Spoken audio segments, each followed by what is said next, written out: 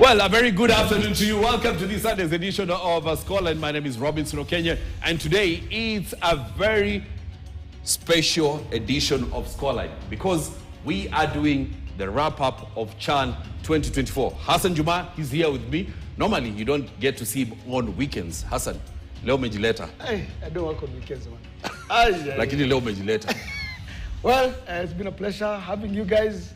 Kukuwa na nyinyi kwa show 1 month, bana. It's been a month. One month. Every single day. Yeah. Yes, and of course, aside from Hassan Juma, we have Kenya's next biggest star, Ryan Ogam, with us today in studio. Ryan, kwaje? I'm actually looking at his left foot. Oh, left foot. Very dangerous. Nimefunga bao mbili. Karibu, bro. Thank you. Ryan Ogam is here with us today. Of course, so we'll be taking a look at how his journey has been, how he got into football, and of course, at the moment, he's Kenya's biggest football star. Kaka. Daniel Kariuki. Karibu huku chini. Oh. Hewa ya hapa unasikia iko vipi? Hapa ni stuff. Hapa ndio mambo yote. What is he saying? I'm wondering, what are you saying? Hapa chini ni stuff. Lakini uko sawa. Daniel Kariuki is here with us. Daniel, how are you doing? I'm doing good. Yes. Hata mimi maneno ya Jumapili si sana. Lakini pia ninaona introduce mwingine. Introduce. Sasa kuna watu kutoka Tanzania. Hata viatu bado ni vya Tanzania. Kutoka kwa Mama Suluhu. Vijana wa Mama Suluhu. Niko salama. Anajisahau. Anakuja show na open. Na mambo ya nini? Kule Wanaishi hivi. Kule wanaishi hivi. Kule wanaishi hivi na wako salama. Wako salama. Lakini walituita vibogoyo, tujasahau. Kama una meno usiongee. Lakini kama una meno ni kibogoyo. Kama una meno ni kibogoyo. And of course, on our far right is Cedric Musumba. Sedo, unajua sisi tumezoea kukaa pale juu. It's always warm. Leo tumekuja hapa sijui hata maneno zitatoka kweli. Sedo is almost running away bana, ndio maana kwa kona. Sema watu ni wa Manchester United huko. Hapa tunakaa blue lakini mind you call it a month finale, given that has been running for quite a while. Have one of though you said our next big star is our star. Oh, he's our star. Our current star. He's our current big star. And lucky enough that we have had a gap of really trying to scout a number 9 current star talisman fades out. It gives us like a lull period of time to get another one. But I'm lucky enough that at least Chan has given us somebody who is ready to assume those feats and try to trade even much better than whatever that we have had before. And again, Ogam is here to tell us if he's ready actually to assume those boots and carry us to the heights. So in a bit, Roger Sishtemi will be joining us. Oh yes. Yes, right from all the way from Uganda. Yes. From Kampala. From Kampala, the land of banana. Sebo will be joining us. Roger Sishtemi will be joining us in a bit. Of course, Roger Sishtemi will be with us in a bit. He'll be telling us how the experience was in Kampala, Uganda, where he got to witness the quarterfinals and, of course, the semi-finals of Chan 2024. And before we get into that, Hassan, yesterday, the biggest match in Chan 2024, but staki hata tuende kwa Chan 2024. Nataka usonge hivyo. Run. Ama niende kunyuma. Run. Yes. Hapa. Yes. Now, we want to begin our conversation this afternoon by talking to Ryan Ogam, Kenya's biggest star. And we've been having a Chan analysis show for 1 full month. And kama kuna jamaa amekuwa akikusifu, Cedric Musumba. Sedo, leo nimeleta Ryan, wewe muongeleshe. Mimi hata sitauliza swali. Ryan ndio huyu, muongeleshe. Ulikuwa unafikiria ati mimi niko 6'1". Ryan pia ko 6'1". Muongeleshe ndio huyu. Ndio maana sisi tumevutwa. First of all, I'm so mesmerized to see Ryan how he is, vis-a-vis how I have been actually following him over our screens. The camera has been deceiving me a lot. The brains that he carries and the feet that he carries that particular pitch is not the similar kind of a person that you can meet physically and put that face on. But and again, he has actually carried the heights and the weights of the entire country to where it is. We celebrate when we celebrate, we put the face of Ryan Ogam ahead of us. And here he is with us. I think it's quite good enough if he come clearly and tell us that now that Olunga is almost hanging the boots, is he the next Olunga that we are really perceiving to see in the near future? And more so that we are advancing our agenda, we are almost sealing up our China and not start focusing on Africa Cup, never alone even World Cup, Africa Cup of Nations, which will be hosted here again. Will you be advancing those goals past the quarterfinal that we have experienced in Chan? Yes. We want to see Ryan Ogam in semi-final and final. And if that happens, what is it that will make you to perform much better than what you are? Is it a matter of supplies? Because I've been talking about supplies, by the way. At some point, you are played at off position, and I mentioned it. The in first our show. game Yes. of the season. Yeah, I first game also of mentioned championship. of you not scoring simply because the supplies were not really coming to your side. Each and every time everyone gets the ball, they were not thinking of supplying those balls to position that you want. When they started coming, you started giving us goal. So you are here. Tell us what was really happening that can really make you give us even 5-6 goals like Osama Lamlui.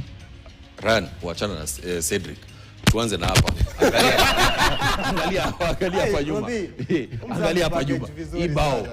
When you score this goal for Kenya, how was it? How did you feel? I think that's the goal against Zambia. Zambia. Yes. I think the first half of this game was a little bit hard for us because we were creating chances. We were playing, but we were not progressing forward. So I think when we entered the dressing room, the coach was harsh on us. Yeah. So alikuwa ametuambia tufunge because we were just playing for the sake, and we needed. But you were playing good football. Yeah, we were only playing that good we are football. not scoring. Yeah. Yes. So it was harsh on us. He wanted us to score. And in the second half, we went with the mentality that we should score at least one goal first. Then we can plan on how we'll score other goals. Well, time ya kwanza uliitwa kwa national team. Yeah. Ulijisikiaje? Because you are one of the youngest players when you are 21 years old. Yeah. What will 20 Yeah. nimeongeza mwaka. Yeah. 20 years old. Ulijisikiaje kupigiwa ile simu ati, "Hey, Ryan, kuja kwa national team"? At first, I think before the call-up, I had talked to the assistant coach. And he had plans for me to join the team. So I was injured at the time. I was on my rehabilitation process. So I think he contacted me and asked me about my situation. I think from how he was talking, they were planning to include me in the team. So for me, I had to be ready first. I had to be fit. I didn't know whether I'll score. I just wanted to be fit first and feature in the team in the 23-man squad. Then from there, we'd plan how we'll score the goals.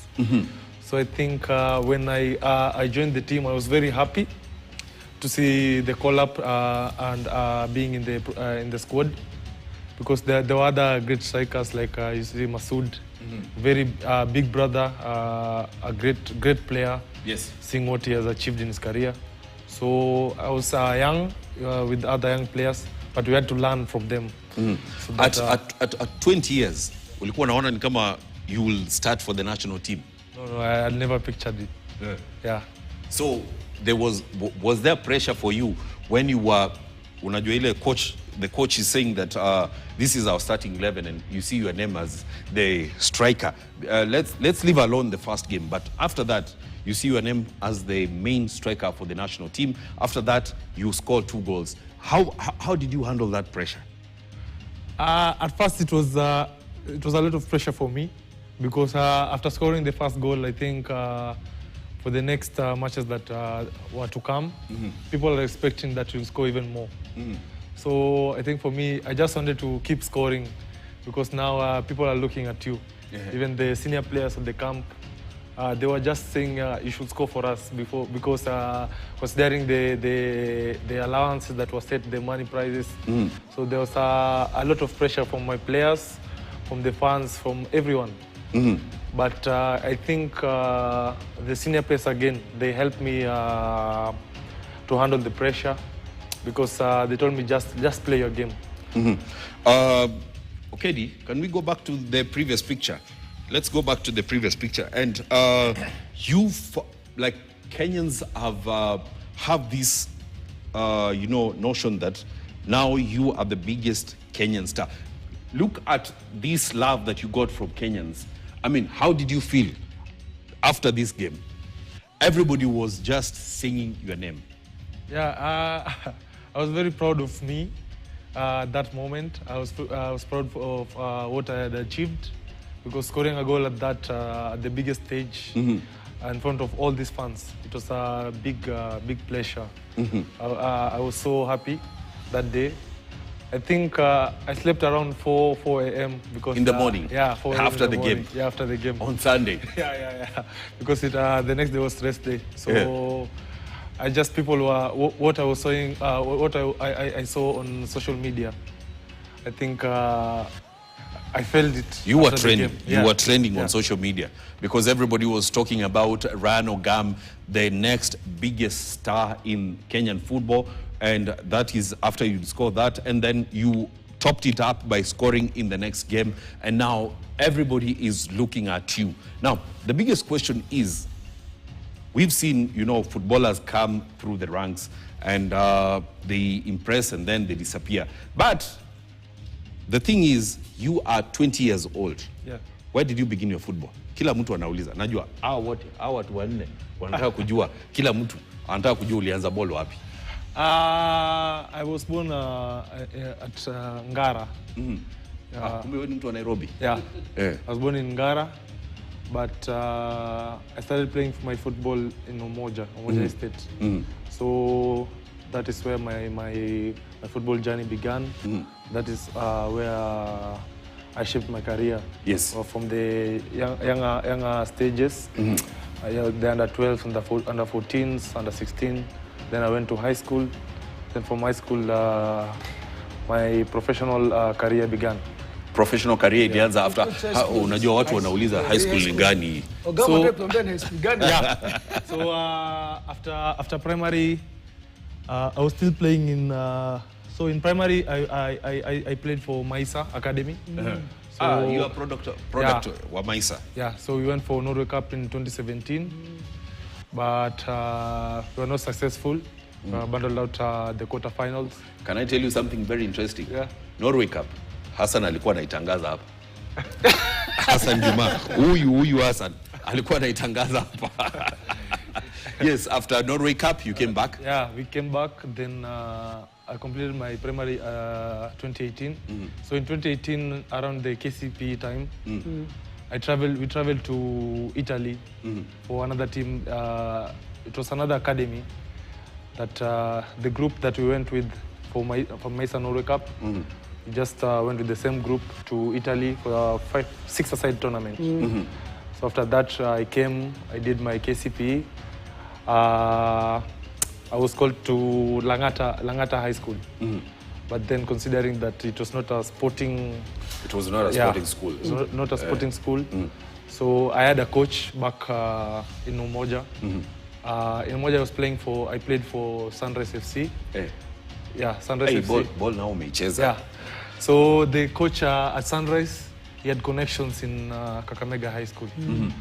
So he got in touch with the coach there, Coach Brendan Minamo. He's now the coach at Musingu. Musingu, yes. Yeah. So I went and joined Kakamega High School. Yes.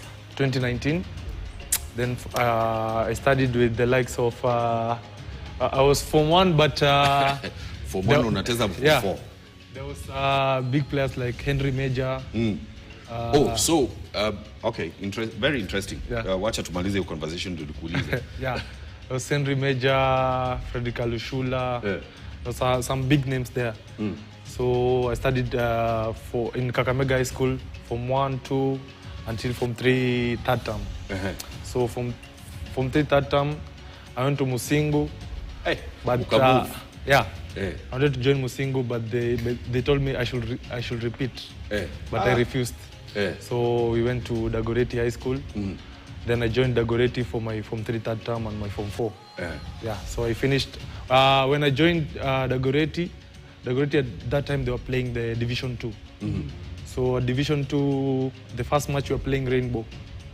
So when we played, so after that match, I think Coach Okumbi approached the... Stanley Okumbi, yes, akakuona. Yeah.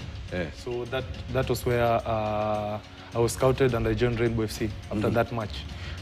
Very, very interesting. Now, let me ask you, when you take a look at your journey, you've come into the national team. Before you got an injury in the league, you were going toe-to-toe with Major. Ulikuwa unajisikiaje? At that time, na ni mtu ulikuwa unaona yeye ukiwa form 1 ako form 3 na munaenda toe-to-toe na mabao, kufunga mabao. It was ilikuwa Shuma. Yeah, Shuma. Ilikuwa Shuma. Yeah. Actually, Shuma, we had played with Shuma at Sunrise FC back in Umoja. We were in the same team. And I was the one supplying him with the goals. Na sasa ukiangalia ama strikers wote ni kama wewe ndio ulikuwa na wasupply na balls wanafunga. But sasa responsibility imekuwa wewe ndio sasa kufunga sababu kuna hiyo opportunity. Imekuaje? Imekuwa ni feeling poa, ni exposure poa. Ukiangalia kama Shuma ni top striker, me at that level when I was young, ukiangalia zile ball alikuwa anatufungia pale home. Alikuwa on another level. So ukikuja una compete na yeye, then unaona maybe ni feeling tena ni stage nyingine different tofauti. But then lazima kuwa na hiyo competition. So I'm proud of him, kitu aliachieve na where he is now. And I'm wishing him all the best here. Naam, kabla Hassan akuuliza swali, the president gave you guys 5.5 billion shillings. Madema haja kusumbua.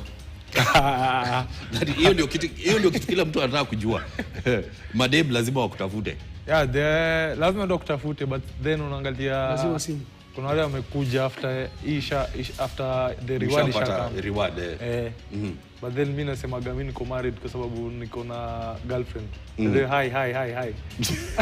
So yeah. I think ni watu wamekuja after maybe success yetu kama team, kama a player. So sidhani ni watu unachukulia hivyo serious kwa sababu au wamekuja tu kuangalia juu ya success. Now, what is the camaraderie like the chemistry kwa team? Because tumeona hii success ni kama imeweka pamoja sana. How is the chemistry in camp? The chemistry in camp nasema kwanza inaanza na coach. Coach Benny is a very social coach, and the entire technical bench not too social sana. So ukipata una interact now at a personal level, I think hapo ndio relationship inaanzia. Then the players, I think most of us tumecheza pamoja, wengine tuko the same club, so unapata kujeli na kuwa rahisi. Na I think mimi sisi nilikuwa nasema hiyo ni family. Ukiangalia vile watu wana bond. We live like a family. Yeah, we live like a family. Everything we do, I think unity yetu ilimetuweka mpaka tukafika at that level yenye tuli reach. Yeah. Unity imeweka hiyo level yenye ime reach. Kabla Hassan aulize swali, because I know he has lots of questions to ask, no, but nitampea tu maswali 2-3. Saizi mmeitwa camp, 15 of the players wenye mlikuwa CHAN mmeitwa kwa camp ya World Cup qualifiers. Na kuna players watatoka nje wakuje kuwa join. Na probably watu wana feel like our players ni 5. I think Cedric, it was 5 players. 5 players wanakuja kuwa join kwa camp. Unaona ni kama hao watawainua like tutoke kule tumekuwa saizi na tuende mbele. Yeah, I think ukiangalia the caliber of players wameitwa ni top level players. Ukiangalia kama Captain Olunga na wengine wote akina Rooney, Duke. I think ni watu top level yao iko juu sana. So ukiangalia sisi pale tulifika level yetu pia iko juu. So wanakuja tu kuada some little things here and there, and hopefully hizi games zinakuja tunataka kupeleka flag juu. Kwa sababu nadhani squad iko sawa na level za kila mtu ziko juu. So I think ni kutrain tu pamoja tujuane, of which most of them pia tumecheza nao ball. So I think going to next on Friday and on Tuesday, I think performance itakuwa juu na kila mtu atakuwa kwa level ya juu. Kabla tumalize conversation na Hassan akuulize swali, ambition yako ni gani? Manake umechezea Tusker, one of the most successful clubs in the country, aside from Gor Mahia and FC. Ambition yako unataka kujiona unacheza wapi, because you are still young? So mi ni fan wa Manchester. So Makosa. yeah, so dream yangu na kuchezea Ngoja Manchester. kidogo. Which team do you support? Manchester United. Which team do you support? Which team do you support? Kiburi FC. Kiburi FC. Mbona jiuliza sasa? Hatuendi Spain. Yes, dream yako ni kuchezea Manchester United. Yeah. Ama Manchester City. Manchester United. Manchester United. Yes. Red is the color. I think kuna stepping stone kabla nifike hapo. So I think the next stage of my career itakuwa important sana. Ndo kufika hapo pale na aim. Na aim. Eh. So I think ni a step at a time na hopefully najua ndachezea huko. Of course kumekuwa na conversations mingi sana social media ati unatoka hapa unaenda wapi, but we will not get into that because watu wanafikiria wanasema probably after hii utaenda majuu, but we don't want to get into that because that is speculation and the fact that umekuja kujoin leo kwa show yetu Scoreline. Hassan, wanataka kuuliza Ogam nini? One quick question, right? All the matches, all the Harambee Stars matches were played at Moi Sports Center Kasarani, you know. I know the first match, after the opening ceremony, first match was in Tanzania. Then the focus shifted from Tanzania to Kenya, spelled to Moi Sports Center Kasarani. You walking into the Moi Sports Center Kasarani, For the first time, you know, I'm sure at some point, you guys were well dressed, professionally dressed, you know, unlike in the past where we seem to struggle here and there. I'm sure at some point you turned. You know, you walk into the stadium, then you turned and looked at the fans. I mean, what was going through your mind at that particular time, even before touching the ball? Yeah. For me, I'd say when I just leaving the hotel, I think there was massive support from there. Then coming around Roy Sambu, there were lots of fans. So entering the pitch, I was like, yeah, this was the dream. And you see the fans.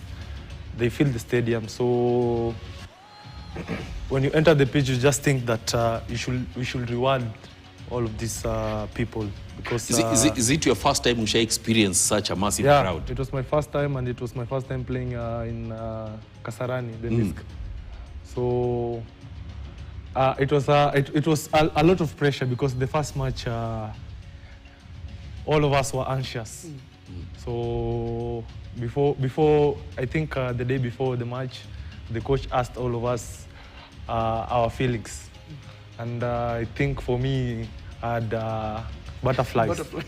Yeah, but then you see you have to perform because you're at a big stage, people are looking at you. So it was a massive experience, massive crowd. To all the fans, we really appreciate them. Yeah. What pressure comes with performing at the big stage? For me, I'd say as a striker, I just have to score goals because that's what I'm there to do. And for us as a nation, we wanted to put the country at the top level. Yeah, the top level, at the top map. So because people thought maybe we are the underdogs, but we proved them wrong. And we were playing to win. We are playing to win. Ogam, just still on the same. There's an aspect of the group that we've talked about a bit just briefly, that we were the underdogs. You know, we were a very difficult group. Yeah. A group of death. You know, Morocco, Angola, Congo, Zambia, DRC. These are teams that have been, I'd call them the big boys of African football. Yeah. You know, been there, done that. Morocco has won this championship twice. You know, yesterday was the third time. I mean, psychologically speaking, Congo has won it twice. Yes, Congo has won it twice. Psychologically speaking, you know, what was going through your mind, you know, when you talk to the coaches, when coaches talk to you guys, you know, how did you prepare to face these teams psychologically? Psychologically, I think message from the coach was that they are 11, we are 11. So what happens in the pitch, it's about us who are playing and the people from the bench who will enter. So it was just a matter of giving more than 100% when you enter that pitch. So when you're tired, then somebody else will enter and do the remaining part of the job. But we respected all our opponents because looking at what they achieved, they are great teams. Maybe finally from me, I've covered football, been a journalist for almost 2 decades. And we've been struggling as a country. Almost or more. Well, I'm doing 19 years this year, so almost 2 decades, since 2006. So my question would be, I was looking at you guys leaving the hotel, there's police escort, there's serious preparation going into the national team, something that was never there, something that was lacking, in the past.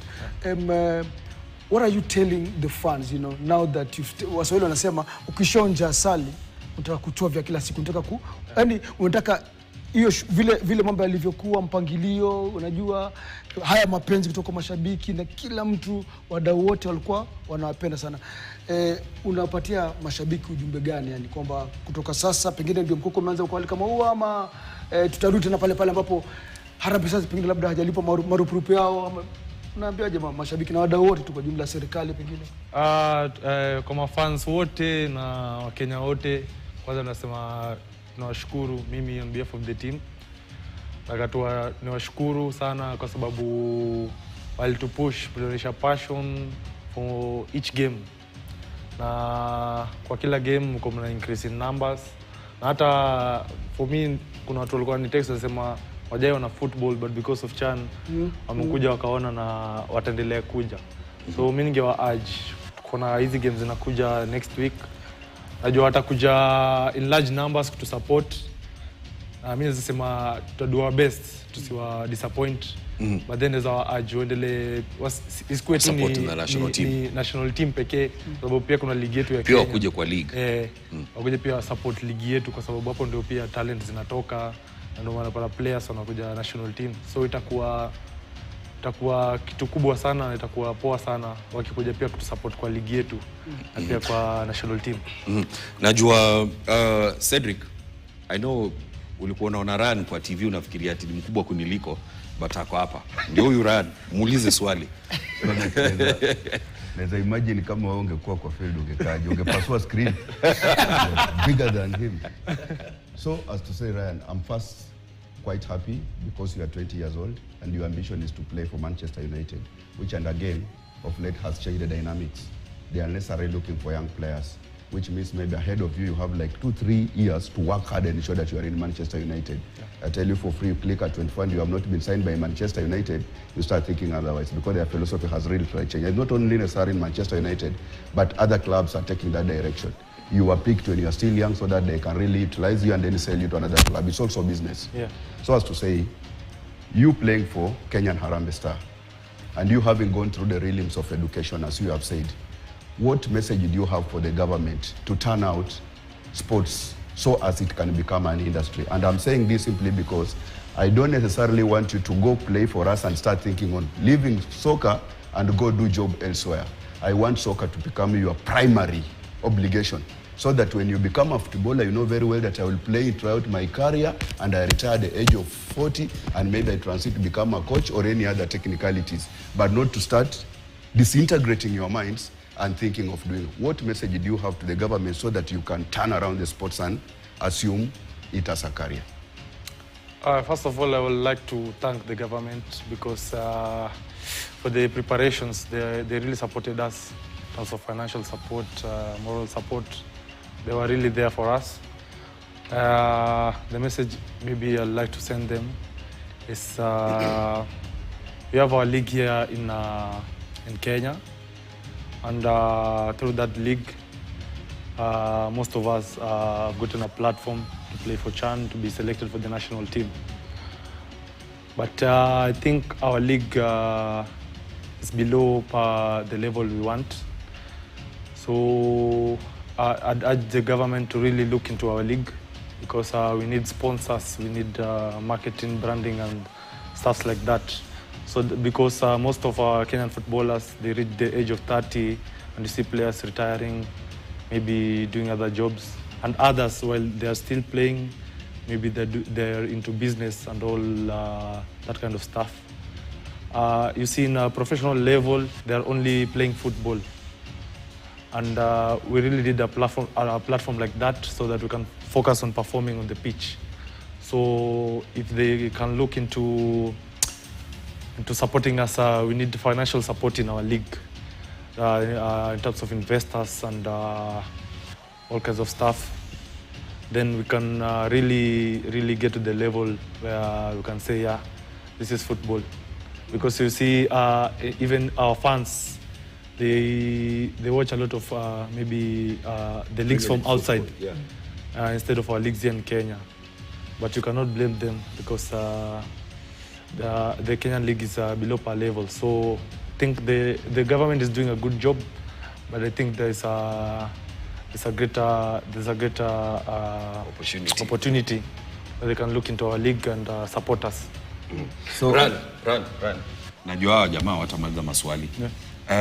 Nataka nikuachilie kidogo, at least upumzike, sababu kama ni kuuliza maswali tunaweza uliza hadi 6 p.m.